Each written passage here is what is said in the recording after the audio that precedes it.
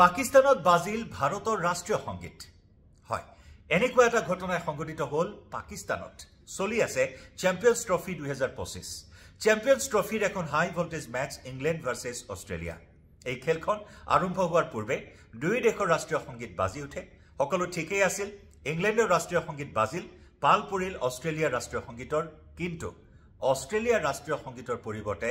বাজি উঠিল ভাৰতৰ ৰাষ্ট্ৰীয় সংগীত জনগণ মনৰ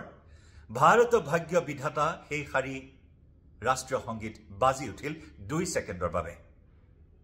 হয় লাহোৰত চলি আছে চ্যাম্পিয়ন্স ট্ৰফি আৰু চ্যাম্পিয়ন্স ট্ৰফিৰ গ্ৰুপ বিৰ এখন ম্যাচ ইংল্যান্ড আৰু অস্ট্ৰেলিয়াৰ মাজৰ আৰু এই খেলখনতে ঘটি গল সেই অঘটন লাহোৰৰ গাদ্দাফি ষ্টেডিয়ামত অনুষ্ঠিত হৈছিল এই হাই ভোল্টেজ ম্যাচখন যি সময়ত ভাৰতে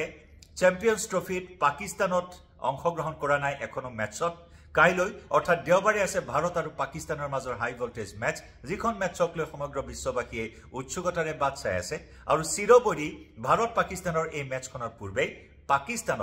পাকিস্তানত লাহোৰৰ গাদ্দাফি ষ্টেডিয়ামত বাজিল ভাৰতৰে ৰাষ্ট্ৰীয় সংগীত